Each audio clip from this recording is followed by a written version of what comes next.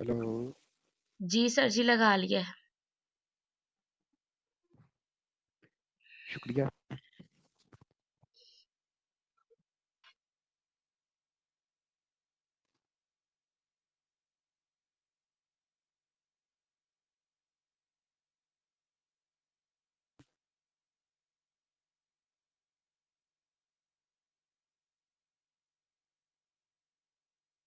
आज हम जो ऑर्गेनिक केमिस्ट्री का चैप्टर स्टडी करने जा रहे हैं, दैट इज कार्बोक्सिलिक एसिड्स।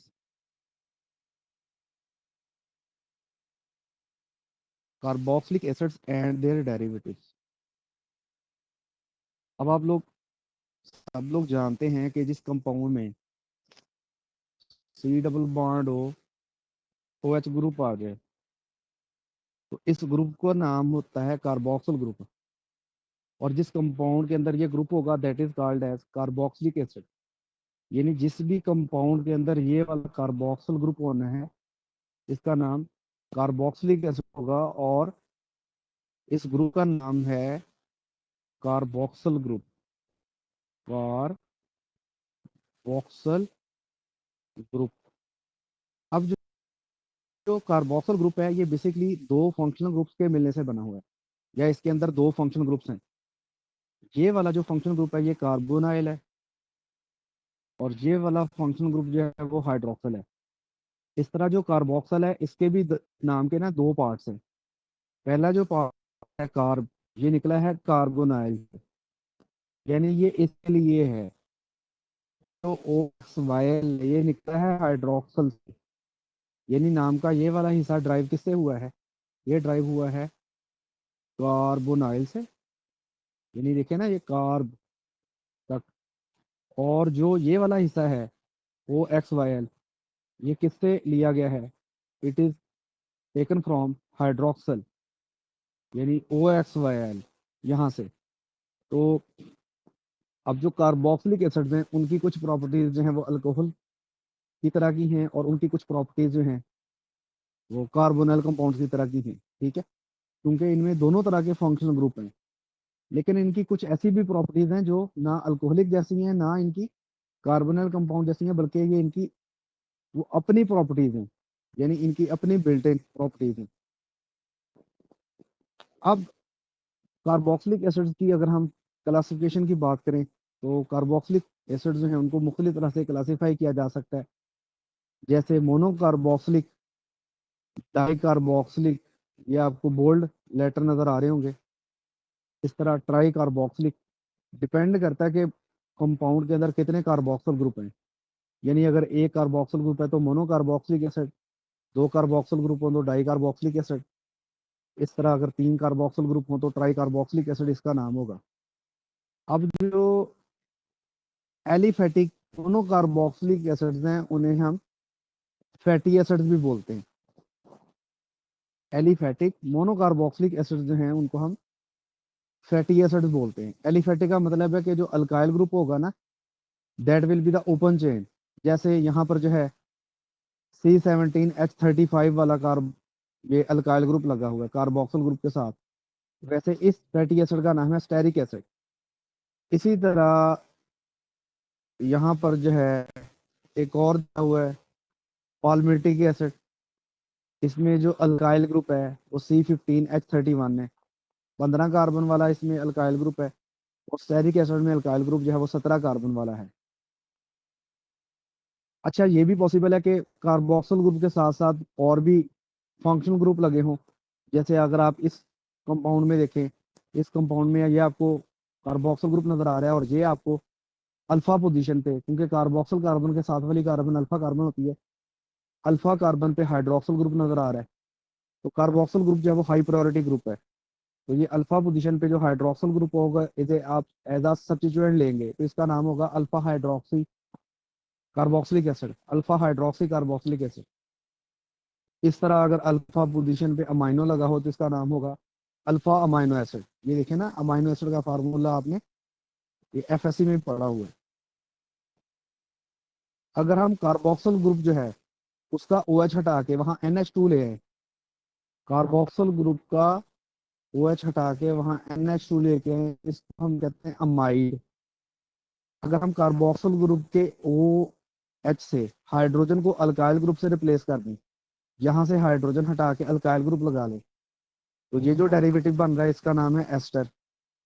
अगर हम जो कार्बोक्सिल ग्रुप का OH है उसकी जगह हैलोजन ले आए, इसका नाम होता है एसिड हैलाइड। अगर हम जो है कार्बोक्सिल ग्रुप का हाइड्रोजन हटा के वहां कार्बोनाइल ग्रुप ले आए, यानी यहाँ पर देखें, यहाँ हाइड्रोजन था, लेट से यहाँ हाइड्रोजन था, हमने क्या किया, हाइड्रोजन हटा के C डबल बॉन्ड और ये कीटोनिक ग्रुप ले आए, तो इसका नाम होगा एसिड एनहाइड्राइड। ये सारे के सारे जो हैं कार्बोक्सिलिक एसिड्स के डेरिवेटिव्स हैं। हमने इस चैप्टर में ना सिर्फ कार्बोक्सिलिक एसिड को पढ़ना है बल्कि उनके डेरिवेटिव्स को भी स्टडी करना है। तो सबसे पहले हम देखते हैं प्रिपरेशन ऑफ कार्बोक्सिलिक एसिड जो हैं उनको किस तरह से प्रिपेयर किया जाता है। फर्स्ट मेथड उन्होंने दिया है by the oxidation of primary alcohols and aldehydes. याद रखें कि अल्कोहल्स हैं, प्राइमरी अल्कोहल्स अगर होंगी तो उनकी ऑक्सीडेशन से अल्डिहाइड प्रोड्यूस होगा और अल्डिहाइड जो है फर्दर ऑक्सीडाइज होके कार्बोक्सिल ग्रुप में कन्वर्ट हो जाएगा। अब यहाँ पर देखें कि जिस कार्बन के साथ जो है OH लगा हुआ है उस कार्बन के साथ एक अल्काइल ग्रुप है और इसके साथ जो है दो हाइड्रोजन है, तो ये हमारे पास प्राइमरी अल्कोहल है। अगर हम इसको ऑक्सीडाइज करें, इसको आपने ऑक्सीडाइज करना है KMnO4 बेस और वाटर।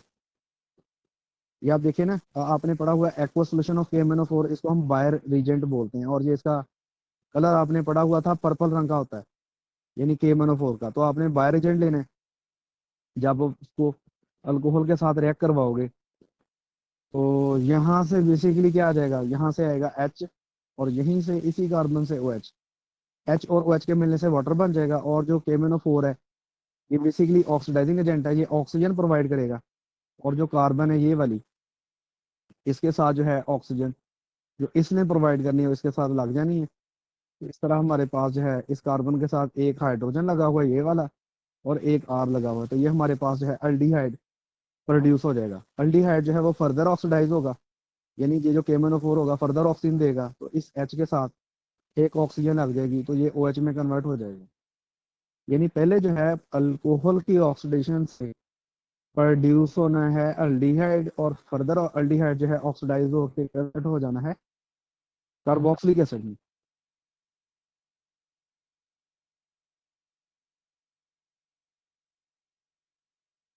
आप जो है वो KMnO4 की जगह कोई और भी ऑक्सीडाइजिंग एजेंट ले सकते हैं, जैसे K2Cr2O7 पोटेशियम डाइक्रोमेट इन सल्फ्यूरिक एसिड, प्रोसेस वही है।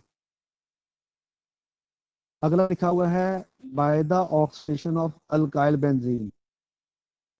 अब ये पास ना बेंजीन रिंग पे अल्काइल ग्रुप लगा हुआ है, जैसे मिथाइल है, इथाइल है, ये ग्रुप हो सकते हैं, दो मिथाइल हो सकते हैं। आप जब इसको इसी कंडीशन में KMnO4 OH के साथ इसको ऑक्सीडाइज करोगे तो याद रखना है कि ये जो CH3 वाली कार्बन है ये कन्वर्ट हो जाती है COOH में, यानी इसके साथ ऑक्सीजन आके लग जाती है, हाइड्रोजन जहाँ से रिमूव हो जाती है। आपने ऑक्सीडेशन पड़ी हुई है, हाइड्रोजन का निकल जाना और ऑक्सीजन का आगे लगना, तो हाइड्रोजन यहाँ से रिमूव हो जाएगी, तीन हाइड्रोजन में से एक हाइड्रोजन रह जाएगी, दो हाइड्रोजन रिमूव हो जाएंगी और दो ऑक्सीजन आ जाएंगी, तो ये कन्वर्ट हो जाएगा COOH में। और जो हाइड्रोजन निकलेंगी वो ऑक्सीजन से रिएक्ट करके वो वाटर में कन्वर्ट हो जाएंगी। अब ऑक्सीजन कहाँ से आ रही है, ऑक्सीजन दे रहा है KMnO4, क्योंकि KMnO4 जो है वो ऑक्सीडाइजिंग एजेंट है। अब यहाँ पर देखें हमारे पास जो है इथाइल ग्रुप लगा हुआ है, जो कार्बन बेंजीन के साथ अटैच है इसने COOH में कन्वर्ट होना है, और जो अजाफी कार्बन है एडिशनल जो इसके साथ लटक रही है वो CO2 की फॉर्म में रिलीज हो जाएगी। यानी कार्बोक्सिल कार्बन में उसी उसने कन्वर्ट होना है जो बेंजीन के साथ जो है डायरेक्ट अटैच है, और जो उसके साथ अजाफी है, मसलन यहाँ पर अगर प्रोपाइल ग्रुप होता, यहाँ दो कार्बन होते तो ये दोनों ने CO2 में कन्वर्ट हो जाना था। यहाँ पर एक ही है ना अजाफी, तो ये इसने CO2 में कन्वर्ट हो जाना, और ये वाली कार्बन जो है कार्बोक्सिल कार्बन में कन्वर्ट हो जाएगी। अब यहाँ पर देखें इस कंपाउंड के अंदर जो है जाइलीन, ऑर्थोजाइलीन में 1,2 डाइमिथाइल बेंजीन इसका नाम है, या ऑर्थोजाइलीन कहते हैं। तो इसमें ये भी COOH में कन्वर्ट हो जाएगा और ये भी। तो इस तरह हमारे पास जो है ये कंपाउंड प्रोड्यूस होगा बेंजीन 1,2 डाई कार्बोक्सिलिक एसिड। वैसे इसका नाम थैलिक एसिड भी है। It is also called as phthalic acid. ये नोमेनक्लेचर के अंदर आपने पढ़ा हुआ था।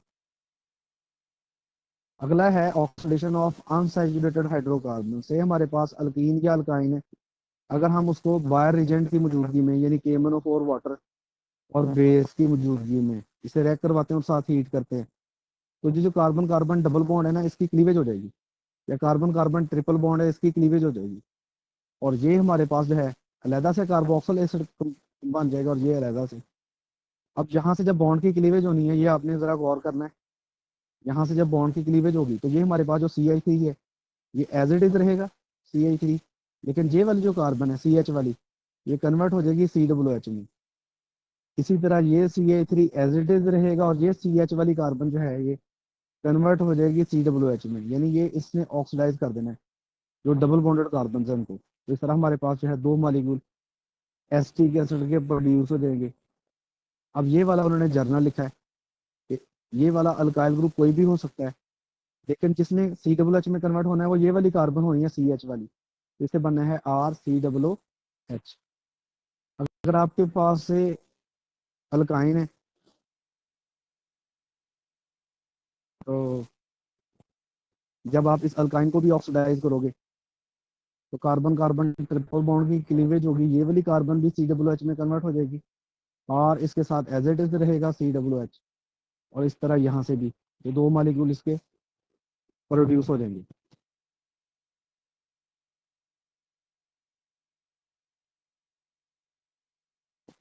इससे बेसिकली ना कार्बोक्सिलिक एसिड जो है वो तैयार किए जाते हैं, but yields are poor and generally mixture of acids of pen. अब अगर से यहाँ पर और अल्काइल ग्रुप लगा हुआ है, यहाँ पर और है, मसलन इधर अगर मिथाइल हो इधर इथाइल हो, तो ये हमारे पास जो है कार्बोक्सिलिक एसिड का मिक्सचर प्रोड्यूस होगा, एक कार्बोक्सिलिक एसिड जो है वो प्रोड्यूस नहीं होगा। अगला उन्होंने दिया हुआ है by the oxidation of methyl ketones. अगर हम बेसिकली रिएक्शन करवाते हैं कीटोन का, यानी ये देखिए ना, ये हमारे पास कार्बोनाइल ग्रुप है, इधर अल्काइल कोई भी हो, मिथाइल हो इथाइल हो, एक तरफ जरूर मिथाइल होना चाहिए। यानी एक तरफ दोनों दोनों में से कम एक साइड पे जरूर मिथाइल हो। और हम इस बार इसका रिएक्शन किससे करवाएं? हैलोजन के साथ, सोडियम हाइड्रोक्साइड की मौजूदगी में और वाटर की मौजूदगी में। तो बेसिकली यहाँ पर उन्होंने लिखा हुआ है ये वाली जो कार्बन है ये उतर जानी है और इसने कन्वर्ट हो जाना है हैलोजन हैलो फॉर्म में।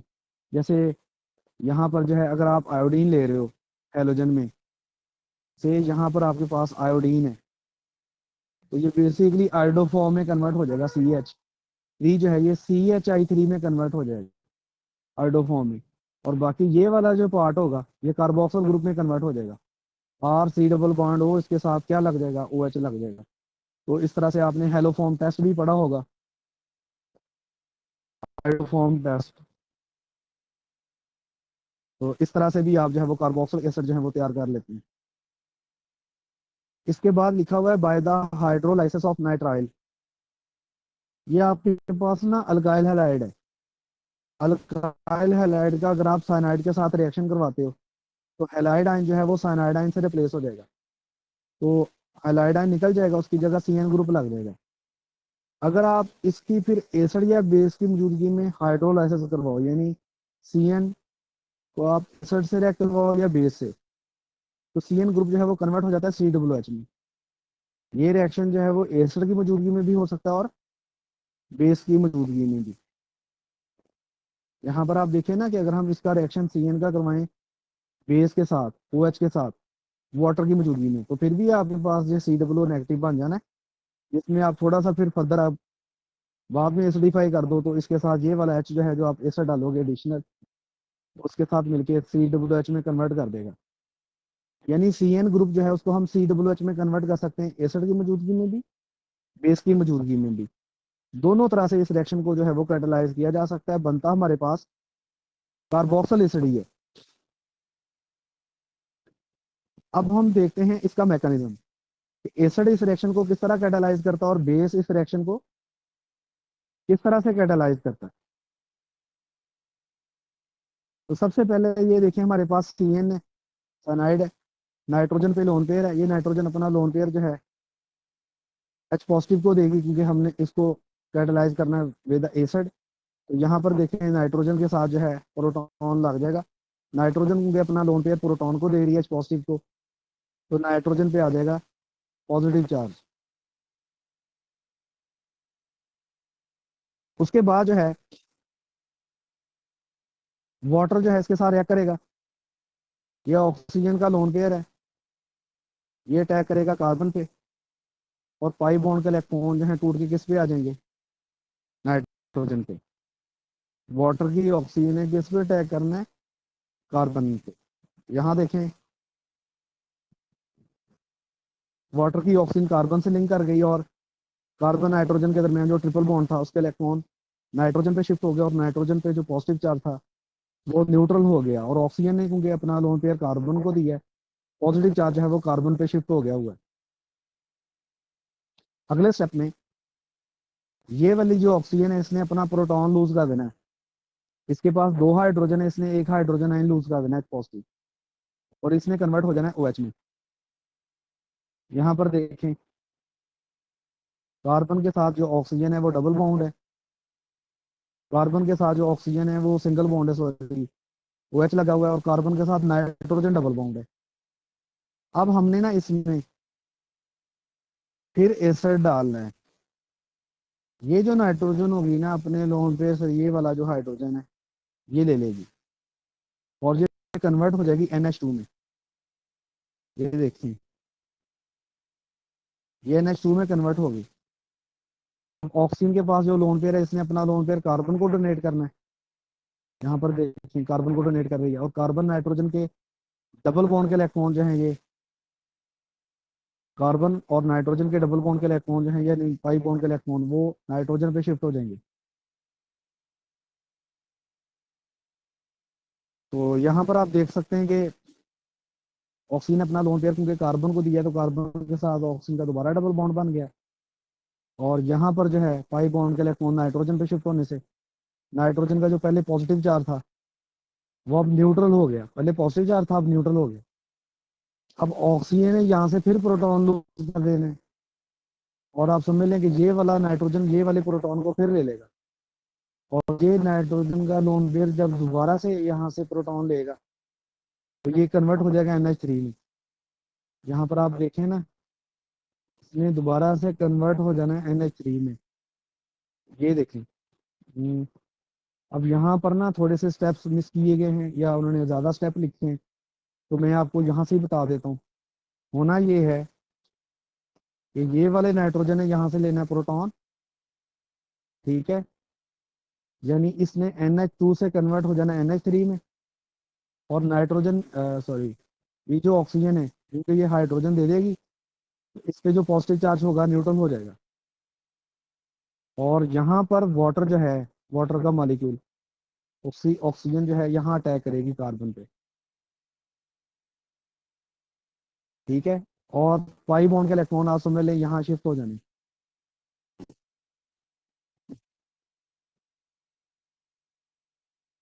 हम्म, चलो आप ऐसा कर लें, मैं इधर से आपको सॉरी एक और तरीके से बता देता हूँ। ये आपके पास जो बना है यहाँ तक तो आपको समझ आ गई होगी कि ये किस तरह प्रोड्यूस हुआ है, ठीक है। अब बुक के अकॉर्डिंग ही मैं आपको करवा देता हूँ, मैं शॉर्टकट नहीं चलाता।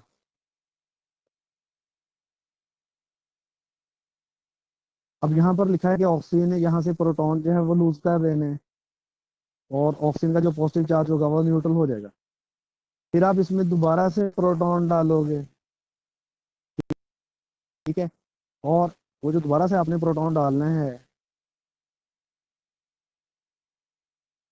एक मिनट,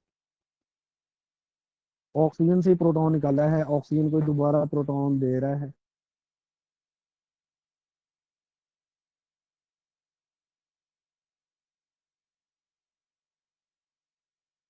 अब ना जो बुक वालों ने किया है वो आप ऐसे कर लें कि आप ना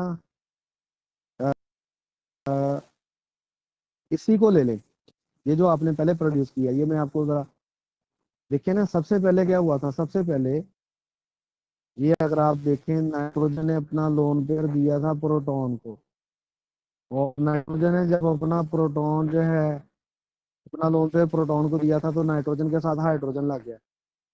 अब इसके बाद जो है इस कार्बन पे वाटर ने अटैक किया था, वाटर की ऑक्सीजन के लोन पेयर ने इधर अटैक किया था, यहाँ पर ऐसे, और ये पाई बॉन्ड के इलेक्ट्रॉन नाइट्रोजन पे शिफ्ट हो गए थे।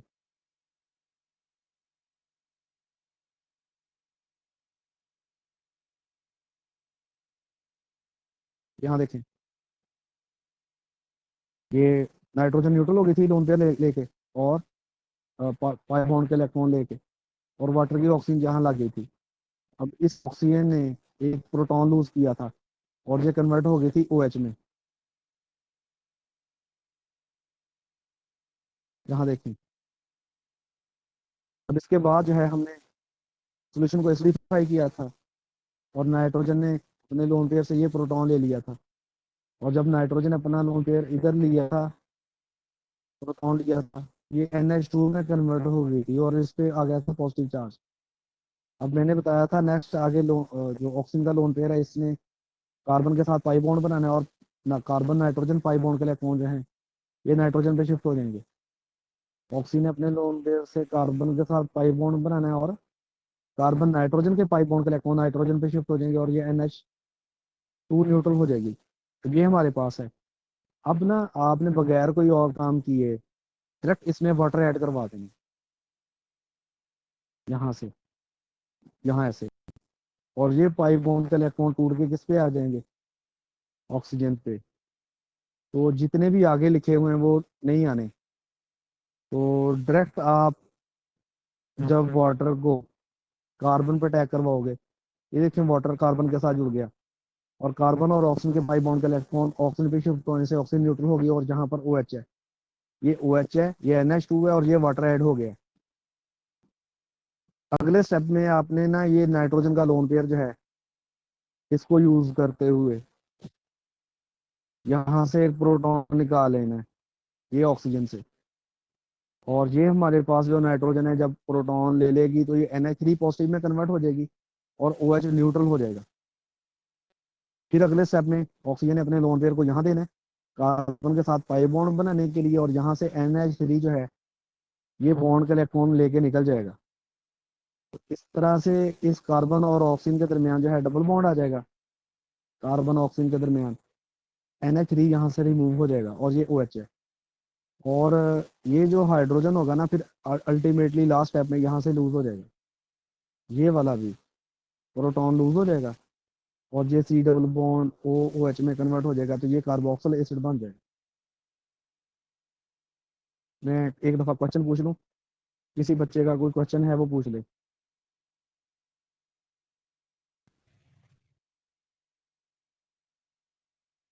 बेटा समझ आ गई आप लोगों को? सर आ गई है समझ।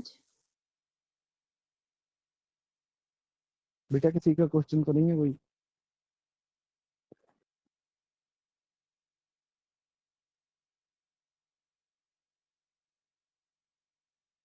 बेटा किसी ने कोई क्वेश्चन तो नहीं पूछना? No sir. अच्छा,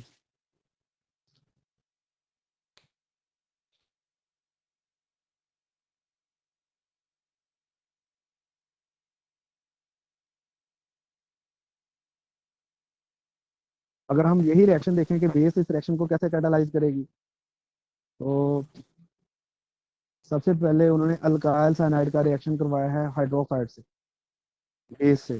तो बेस जो है यहाँ कार्बन पर अटैक करेगी, और पाई बॉन्ड के इलेक्ट्रॉन जो है ये नाइट्रोजन पे शिफ्ट हो जाएंगे।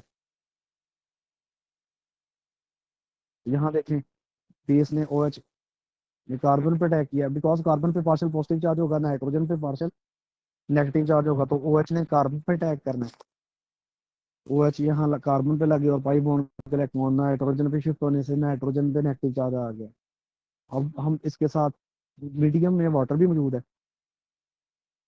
नाइट्रोजन ने पानी से हाइड्रोजन H ले लेने, H पॉजिटिव, N पे नेगेटिव है ना, तो इसने H पॉजिटिव लेने, तो NH में कन्वर्ट हो जाएगी, और OH यहाँ से रिलीज हो जाएगा। यहाँ पर देखें कि नाइट्रोजन ने पानी से हाइड्रोजन ले लिया और ये NH में कन्वर्ट हो गया। अब अगले स्टेप में नाइट ऑक्सीजन जो है OH का ऑक्सीजन, ये कार्बन के साथ डबल बॉन्ड बनाने के लिए अपने लोन पेयर को डोनेट करेगा और यहाँ पर पाई बॉन्ड के इलेक्ट्रॉन जो है वो नाइट्रोजन पे शिफ्ट हो जाएंगे और ये वाली नाइट्रोजन जो है ये इस हाइड्रोजन को ले लेगी। नाइट्रोजन ने इस हाइड्रोजन को लेना है, हाइड्रोजन ऑक्सीजन का बॉन्ड टूट के कार्बन के पे शिफ्ट हो जाना है और कार्बन और नाइट्रोजन के पाई बॉन्ड के इलेक्ट्रॉन जो है वो नाइट्रोजन पे चले जाएंगे इस तरह से। यहाँ पर देखें हाइड्रोजन इधर आ गया, NH2 हो गया, सिंगल बॉन्ड आ गया, यहाँ डबल बॉन्ड आ गया, ये हमारे पास ये चीज प्रोड्यूस हो जाएगी एसिटामाइड। फिर OH दोबारा से इस कार्बन पर अटैक करेगा, पाई बॉन्ड के इलेक्ट्रॉन ऑक्सीजन पे शिफ्ट हो जाएंगे।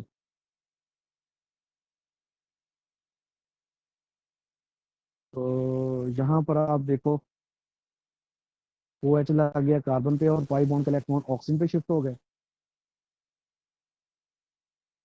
अब आगे उन्होंने लिखा हुआ है कि ना ये वाला जो बेस होगा ये यहाँ से ये वाला H ले लेगा OH से H। तो यह देखिए यहाँ से भी H है नहीं है और यहाँ पर भी H नहीं है। अब ये जो ऑक्सीजन होगी इसका लोन पेयर कार्बन के साथ पाई बॉन्ड बनाने के लिए रिएक्ट करेगा और यहाँ से NH2 जो है वो रिमूव हो जाएगा। अब NH2 रिमूव करवा दें, बेशक NH2 जो है पानी से हाइड्रोजन लेके NH3 में कन्वर्ट हो जाए। वैसे ये जो ऑक्सीजन का पाई बॉन्ड होगा लोन पेयर होगा जब कार्बन के साथ पाई बॉन्ड बनाने के लिए इलेक्ट्रॉन अपने डोनेट करेगा तो यहाँ पर बन जाएगा C डबल बॉन्ड हो, C डबल बॉन्ड हो आ जाएगा और ऑक्सीजन पे कौन सा चार्ज होगा, नेगेटिव चार्ज। फिर हम जब इस सोल्यूशन को आखिर पे एसिडिफाई करेंगे तो COO के साथ H लग जाएगा तो COOH बन जाएगा। तो इस तरह से ये हमारे पास जो है ना कार्बोक्सिल एसिड जो है वो प्रोड्यूस हो जाता है। वो लिखता है कि ना इस तरह से जब हम कार्बोक्सिलिक एसिड प्रोड्यूस करते हैं तो प्राइमरी अल्काइल हैलाइड्स को कार्बोक्सिल ग्रुप में कन्वर्ट कर सकते हैं, सेकेंडरी को कर सकते हैं, टर्शरी को नहीं कर सकते। टर्शरी को क्यों नहीं कर सकते, क्योंकि जब हम टर्शरी अल्काइल हैलाइड लेते हैं और उसका साइनाइड से रिएक्शन करवाते हैं तो साइनाइड जो है वो बजाय के ब्रोमाइड पे आके लगे, ब्रोमाइड को रिप्लेस करके कार्बन पे लगे, साइनाइड ब्रोमाइड की जगह आके लगे, साइनाइड जो है वो एज अ बेस एक्ट करता है और वो इस कार्बन से साथ वाली कार्बन से प्रोटॉन को अपनी तरफ फेंक लेता है। ये यानी साइनाइड जो है ये CH2 वाली कार्बन CH3 से एक हाइड्रोजन ले लेगा और कार्बन कार्बन के दरमियान जो है ना डबल बॉन्ड क्रिएट हो जाएगा। यानी बजाय रिएक्शन हो सब्सटीट्यूशन, यहाँ पर रिएक्शन जो हो जाएगा वो that will be the elimination. यानी कि साइनाइड ने यहाँ से प्रोटॉन लेना है और CN ने H लेके HCN में कन्वर्ट हो जाना है और कार्बन कार्बन डबल बॉन्ड आना है और यहाँ से ब्रोमाइड आयन जो है वो रिलीज हो जाना है। इस तरह हमारे पास जो है अल्कीन प्रोड्यूस हो जाएगी। आगे उन्होंने लिखा हुआ है बाय कार्बोनेशन ऑफ ग्रिग्नॉर्ड रिएजेंट, यानी अगर हम ग्रिग्नॉर्ड रिएजेंट जो है उसका CO2 से रिएक्शन करवाएं तो भी हम कार्बोक्सिल एसिड जो है वो प्रोड्यूस कर लेते हैं। लेट्स कैसे, ये CO2 का स्ट्रक्चर आप लोगों ने ऐसे पढ़ा हुआ है, ये कार्बन के साथ जो है दो ऑक्सीजन जो है डबल बॉन्डेड होती है।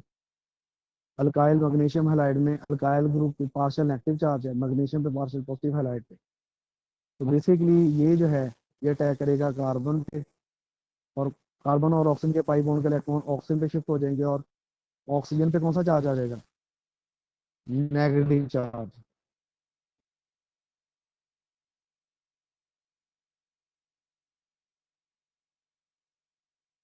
यहाँ पर देखें अल्काइल लग गया कार्बन से और कार्बन और ऑक्सीजन के पाई बॉन्ड के इलेक्ट्रॉन ऑक्सीजन पे शिफ्ट हो जाएंगे तो ऑक्सीजन पे नेगेटिव चार्ज होगा और इसके साथ मैग्नीशियम हैलाइड आयन लग जाना। जब हम फिर इसका वाटर से रिएक्शन करवाएंगे एसिडिक वाटर में हाइड्रोनियम आयन के साथ तो बेसिकली ये वाली जो ऑक्सीजन है ये वाली ऑक्सीजन ये वाली ये वाटर से हाइड्रोजन ले लेगी, वाटर से हाइड्रोजन लेके ये कन्वर्ट हो जाएगी कार्बोक्सिल कंपाउंड में RC डबल बॉन्ड OH, और मैग्नीशियम के साथ जो है जिसके साथ हैलाइडाइन लगा हुआ है उसके साथ वाटर का OH ग्रुप लग जाएगा।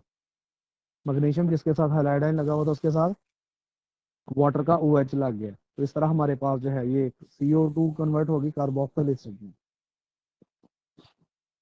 अब इसके बाद हम अगर कार्बोक्सिलिक एसिड्स की फिजिकल प्रॉपर्टीज की बात करें तो यहाँ पर लिखा हुआ है the lower aliphatic monocarboxylic acid are liquid with sharp unpleasant order. इससे ना बहुत तेज बू आती है, अनप्लेजेंट यानी कि ना खुशगवार।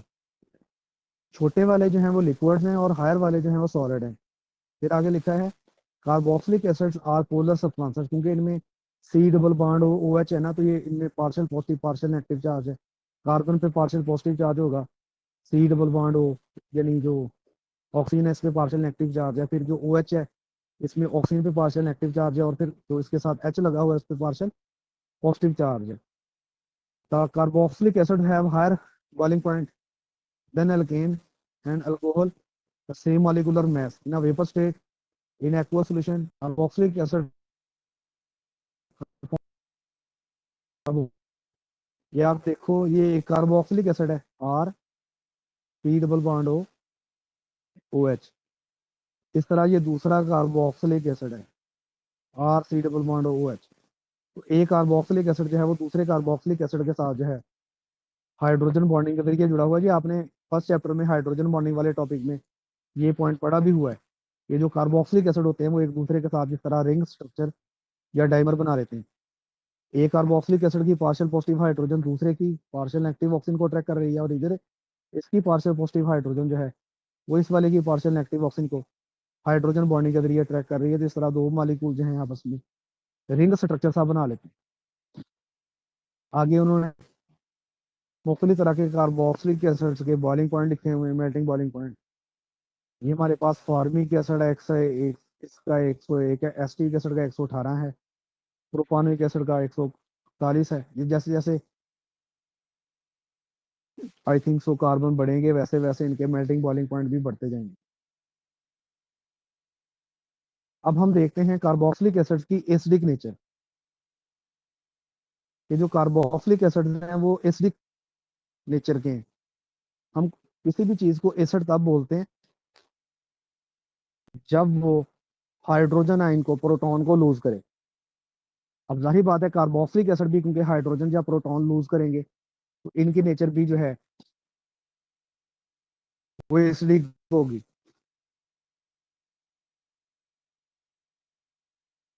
अब आप यहाँ पर देख सकते हैं कि ये हमारे पास कार्बोक्सिलिक एसिड है, इसको हमने वाटर में डाला। कार्बोक्सिलिक एसिड को वाटर में डालेंगे तो ये वाटर को अपना ये वाला हाइड्रोजन जो है वो लूज कर देगा, और वाटर जो है यहाँ से हाइड्रोजन पिक करके हाइड्रोनियम आयन में कन्वर्ट हो जाएगा, और जो कार्बोक्सिलिक ग्रुप होगा ये कार्बोक्सिलेट आयन में कन्वर्ट हो जाएगा। ये हमारे पास जो है एसिड आयनाइजेशन कांस्टेंट है Ka। ठीक है, ये किसके इक्वल होगा? Concentration of carboxylate ion, concentration of hydronium ion divided bye concentration of undissociated और अनआयनाइज्ड कार्बोक्सिलिक एसिड। पहले ना हम जब Kc लिखते हैं, Ka नहीं लिखते, Kc लिखते हैं, तो हम साथ वाटर की कंसेंट्रेशन भी लिखते हैं। यहाँ पर जब हमने लिखना होता है Kc इक्विलिब्रियम कांस्टेंट, फिर क्योंकि वाटर की कंसेंट्रेशन जो है एक्सेस होती है, क्योंकि वाटर को हम एज अ सॉल्वेंट लेते हैं और वाटर की कंसेंट्रेशन एक्सेस होती है, बहुत ज्यादा होती है, तो वाटर की कंसेंट्रेशन जो है वो ओवरऑल चेंज नहीं हो रही होती। क्योंकि मिसाल के तौर पर अगर मेरे पास अल्लाह ताला मुझे अरबों रुपया खरबों रुपया दे दे और मैं कोई 5-6 हज़ार रुपया खर्च भी कर लूँ, तो अरबों खरबों में 5-6 हज़ार की कोई वैल्यू नहीं है। मेरे पास जो अमाउंट होगी वो तकरीबन तकरीबन तकरीबन कह लें कि उतनी होगी जितनी मेरे पास अरबों में 5 रुपये 5-10 हज़ार खर्च भी किए हैं तो क्या फर्क पड़ना है।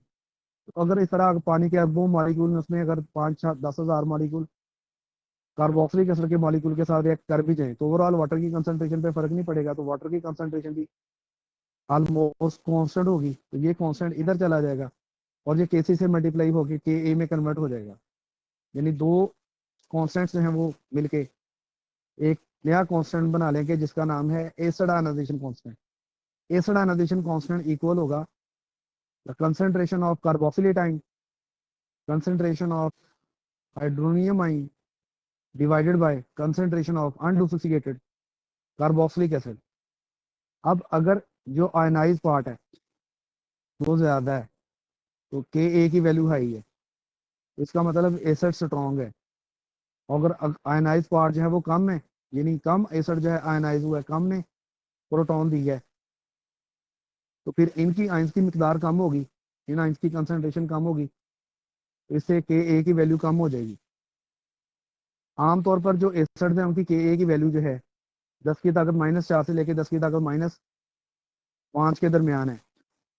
अच्छा याद रखना है, अगर हम किसी भी चीज का नेगेटिव लॉग ले लें तो हम उसको पी की फॉर्म में लिखते हैं। जैसे पी एच को आपने पढ़ा हुआ है, p h is equal to negative log of hydrogen ion.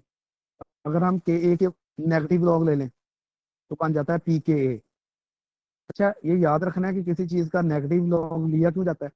अगर कोई चीज की वैल्यू बहुत ज्यादा स्मॉल हो, जैसे 10⁻⁻⁵, 10⁻⁻⁴, और इसके साथ कैलकुलेशन करना मुश्किल हो, तो हम इसका नेगेटिव लॉग लेते हैं। ठीक है, और ये इस तरह की वैल्यू में कन्वर्ट हो जाती है जिसके साथ कैलकुलेशन करना आसान हो।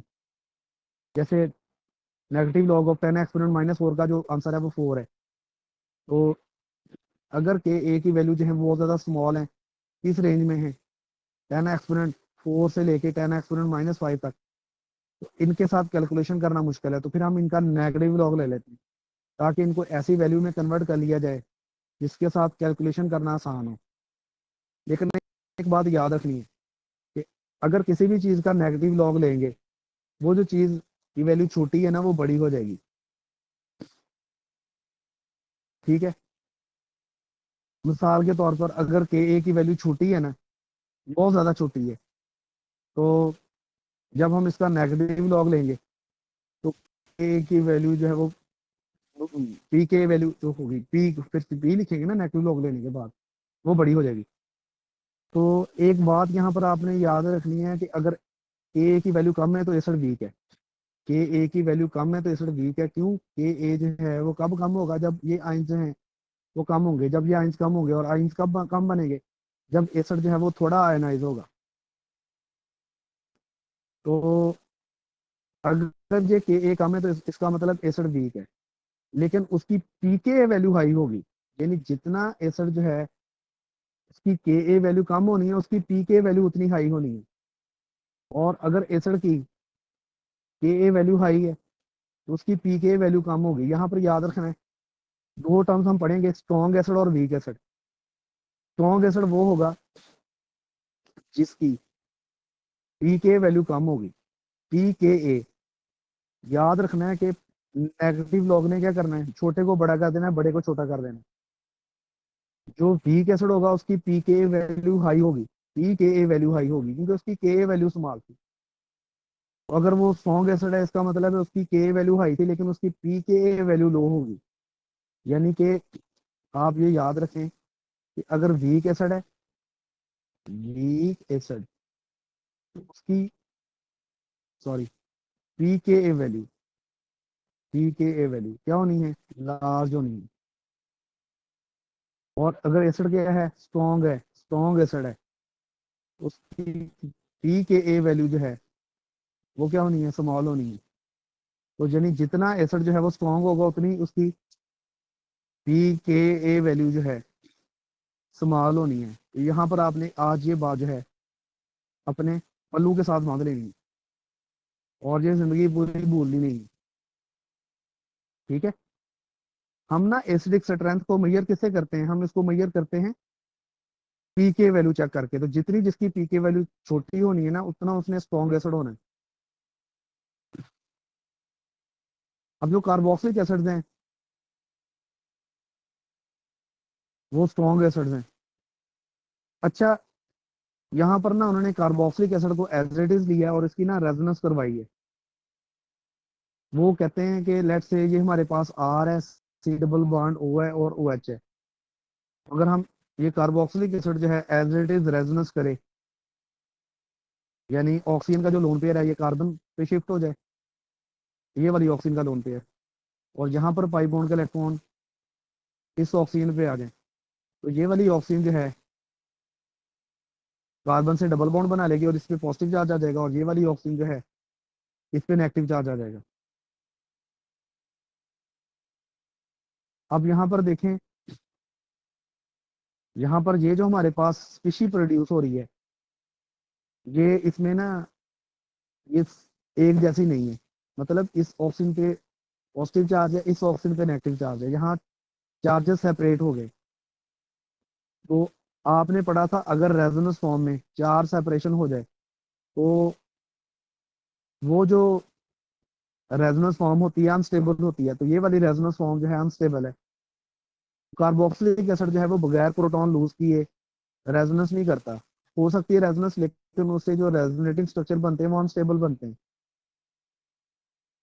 अब अगर आप ये देखें, यहाँ पर जो है वो हमारे पास कार्बोक्सिलिक एसिड नहीं है बल्कि कार्बोक्सिलेट आइन है।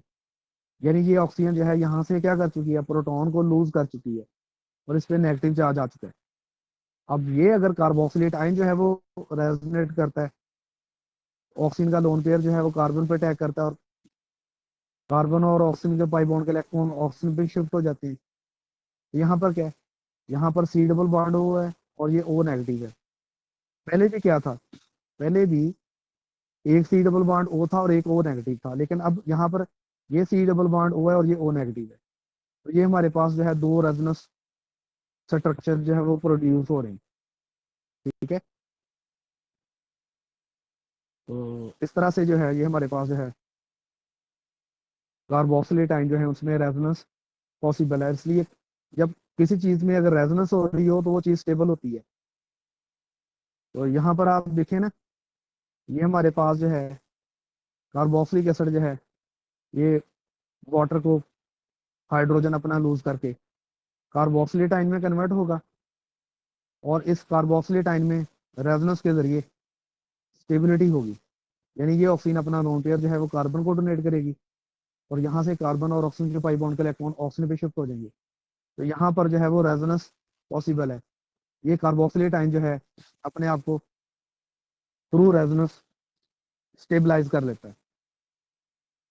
ये अपने आप को जब थ्रू रेजोनेंस स्टेबलाइज करेगा तो इसका मतलब है कि इसके प्रोटॉन लूज करने के चांसेस जो हैं वो ज्यादा हैं। कोई भी चीज अपने आप को अगर स्टेबल कर ले, ठीक है, मिसाल के तौर पर मैं किसी को कुसुन मार के तगड़ा हो जाऊं, मेरे पास MNA MPA की सिफारिश हो, तो मैं स्टेबल हूँ, मैंने क्यों नहीं हाथ लाना। लेकिन अगर जो है मैं किसी को मुक्का मार के मुझे आगे कोई 40 मार दे, तो फिर क्या होगा, तो मैंने तो नहीं फिर मतलब जो है किसी को हाथ भी लगाना। तो ये ऐसे है ना कि ये हमारे पास कार्बोक्सिलिक एसिड था, इसने यहाँ से प्रोटॉन लूज किया, वाटर को प्रोटॉन लूज करके हाइड्रोनियम आयन कन्वर्ट हो गया, और यहाँ से जो कार्बोक्सिलेट आयन था ये अपने आप को थ्रू रेजोनेंस स्टेबलाइज कर लेगा। ये आप जब अपने आप को थ्रू रेजोनेंस स्टेबलाइज कर सकता है तो इसका मतलब है इसके बनने के चांसेस हाई हैं। मतलब जो कार्बोक्सिलिक एसिड है इजिली प्रोटॉन लूज कर देगा, क्योंकि इससे बनने वाला जो है वो आगे स्टेबल है। इन्हों केड़ा किसी ने कुछ कहना है, स्टेबल है। तो इसका मतलब है कि कार्बोक्सिलिक एसिड जो है उसके प्रोटॉन लूज करके कार्बोक्सिलेट आयन में कन्वर्ट होने के चांसेस हाई हैं। लेकिन अगर यही अल्कोहल हो, अल्कोहल वाटर को हाइड्रोजन लूज करे और किसमें कन्वर्ट हो जाए, हाइड्रोनियम आयन में, तो यहाँ पर जो है वो रेजोनेंस नहीं होगी। जब यहाँ रेजोनेंस नहीं होगी तो ये आप अपने आप को स्टेबलाइज नहीं कर सकता। जब ये इसने अपने आप को स्टेबलाइज नहीं करना, इसका मतलब है कि अल्कोहल जो है फिर वीक एसिड है। हालांकि जो कार्बोक्सिलिक एसिड था वो स्ट्रॉन्ग एसिड था, क्योंकि इसमें जो कार्बोक्सिलेट आयन, ये वाला जो कार्बोक्सिलेट आयन है वो अपने आप को थ्रू रेजोनेंस स्टेबलाइज कर लेता है। लेकिन जो हमारे पास अल्कोक्साइड बना है अल्कोहल के हाइड्रोजन लूज करने से, क्योंकि इसमें रेजोनेंस नहीं है, तो इसलिए ये अपने आप को स्टेबलाइज नहीं कर सकता। बेटा किसी का कोई क्वेश्चन है यहाँ पर?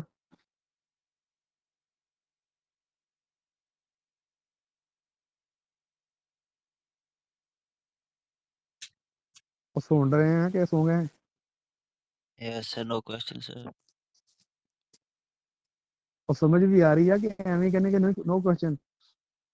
सर सारी समझ आ रही है, बिल्कुल समझ आ रही है। ठीक है जी। ये बेटा आपने कोई क्वेश्चन पूछना है सबा 1808 या शीतल मिर्जा ने नहीं या सर, किसी और भी बंदे ने? नहीं सर, क्लियर है। ठीक है।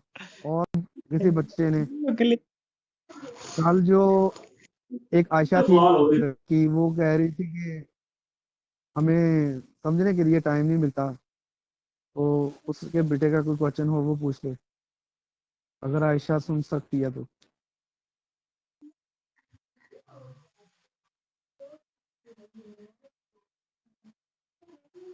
एक मिनट,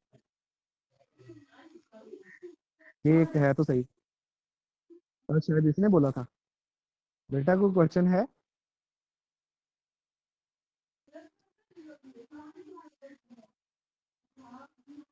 शायद कोई नहीं है।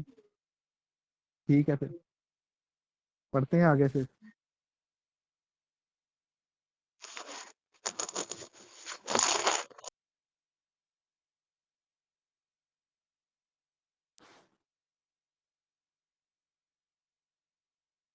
आगे लिखा हुआ है effect of various substituents on acidic strength. आपको अच्छी तरह याद पड़ता हो, आप लोगों ने ना फर्स्ट चैप्टर में इंडक्टिव इफेक्ट, रेजोनेंस इफेक्ट, ये सारे मैंने आप लोगों को पढ़ाए हुए हैं, मेरे जो है ना मेरे चैनल पे उसके लेक्चर्स पढ़े हुए हैं, जब मैं आप लोगों को लेक्चर दिया करता था जूम पे। और जो बीएस केमिस्ट्री के स्टूडेंट्स हैं इनके भी सर ने, यानी सर सलमान साहब ने भी, उन्होंने अपने चैनल पे इंडक्टिव इफेक्ट, रेजोनेंस इफेक्ट, ये सारे जो है ना वो एक एक करके वो इफेक्ट जो है वो पढ़ाए हुए हैं। तो हमने देखना है कि ये जो डिफरेंट तरह के इफेक्ट्स हैं ये एसिडिक स्ट्रेंथ पे क्या इफेक्ट डालते हैं। एक आप सबसे पहले आप देखो कि हमारे पास जो इफेक्ट हम स्टडी करने जा रहे हैं that is inductive effect. Inductive effect जो है वो ऐसा इफेक्ट होता है जो थ्रू सिग्मा बॉन्ड ऑपरेट करता है। और इसमें ना दो एटमों की इलेक्ट्रोनेगेटिव डिफरेंस की वजह से एक एटम पे पार्शियल नेगेटिव चार्ज आ जाता है और एक एटम पे पार्शियल पॉजिटिव चार्ज आ जाता है। और ये थ्रू सिग्मा बॉन्ड जो है थ्रू सिंगल बॉन्ड ऑपरेट करता है। अच्छा एक बात आपने याद रखनी है, अगर इस ऑक्सीजन पे कोई चीज इलेक्ट्रॉन्स को कम कर दे, ये मिसाल के तौर पर जहां से हाइड्रोजन जब लूज होना है, ये एच पॉजिटिव लूज हो गया और पीछे रह गया ओ नेगेटिव।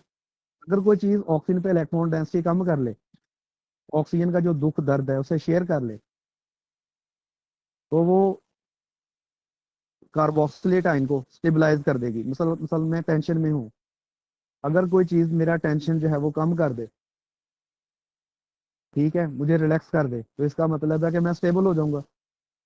अब अगर कोई चीज जो है वो जब इस कार्बोक्सिल ग्रुप ने प्रोटॉन लूज कर देना, प्रोटॉन लूज करने के बाद इस ऑक्सीजन पे नेगेटिव चार्ज आना, अगर किसी ने इसका नेगेटिव चार्ज कम कर दिया, वो चीज इसको स्टेबलाइज कर देगी और एसिड जो है स्ट्रॉन्ग होगा, क्योंकि वो प्रोटॉन लूज करने के बाद स्टेबल रह सकता है। लेकिन अगर कोई चीज जो है इस ऑक्सीजन पे नेगेटिव चार्ज को बढ़ा दे, बजाय कम करने के उसके नेगेटिव चार्ज को इंक्रीज कर दे, तो बजाय वो जो कार्बोक्सिलेट आयन है वो स्टेबल होने के वन स्टेबल हो जाएगा।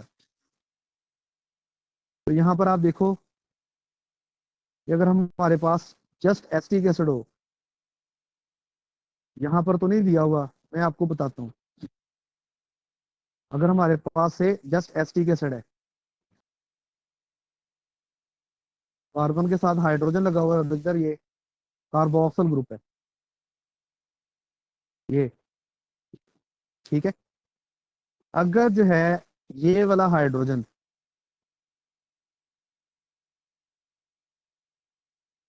ये ना इलेक्ट्रॉन डोनेटिंग है ना ये इलेक्ट्रॉन विड्राइंग है।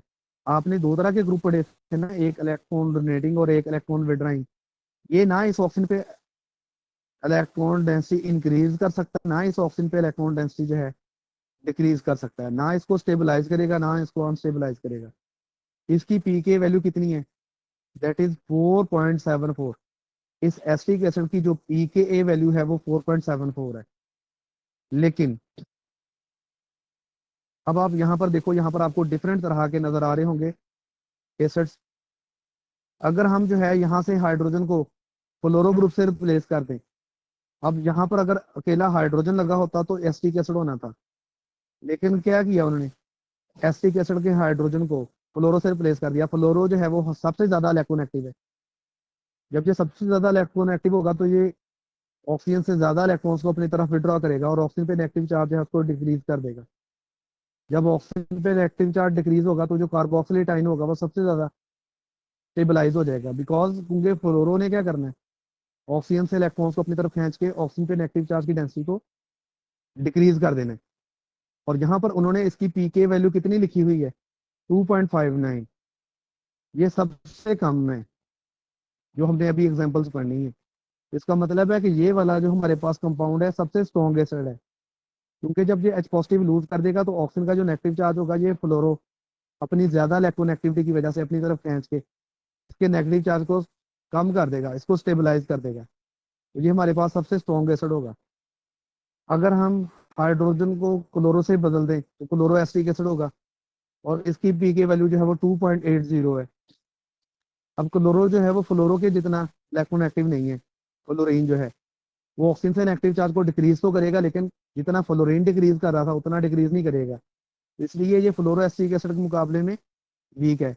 जिसकी पीके वैल्यू जितनी कम होगी उतना स्ट्रॉन्ग है। ये सबसे किसमें कम है, सबसे वीक है, सबसे सॉरी स्ट्रॉन्ग एसिड है, और जो उससे वीक एसिड है।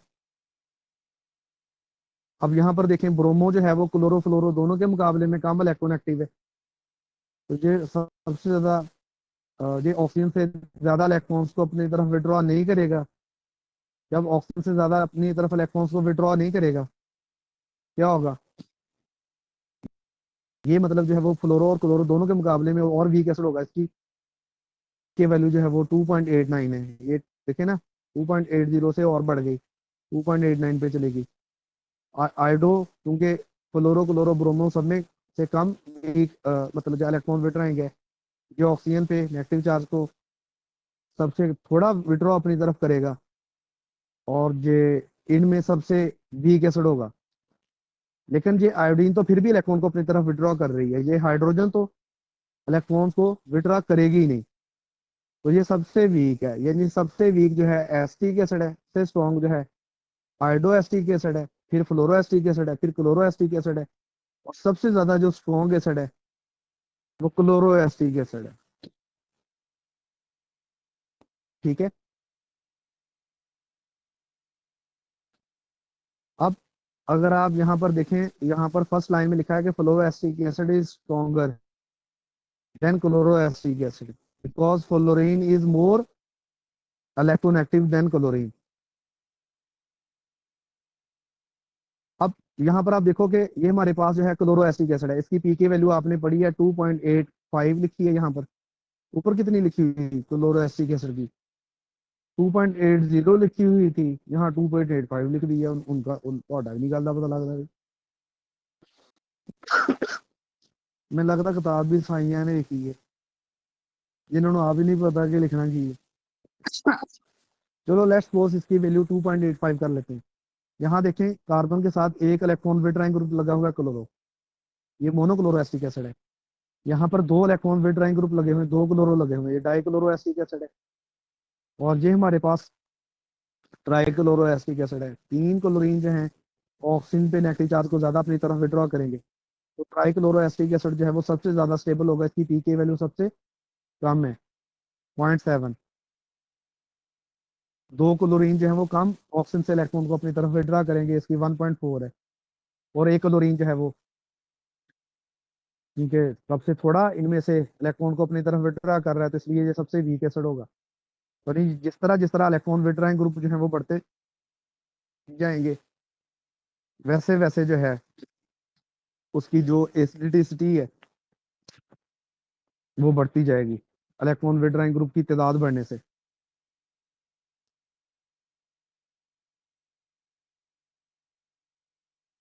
बेटा यहाँ तक समझ आ गई है सबको?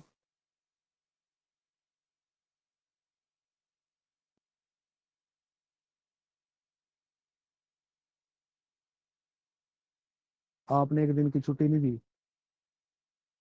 एक दिन की छुट्टी कल से ही। खुश रहो, मौज मारो।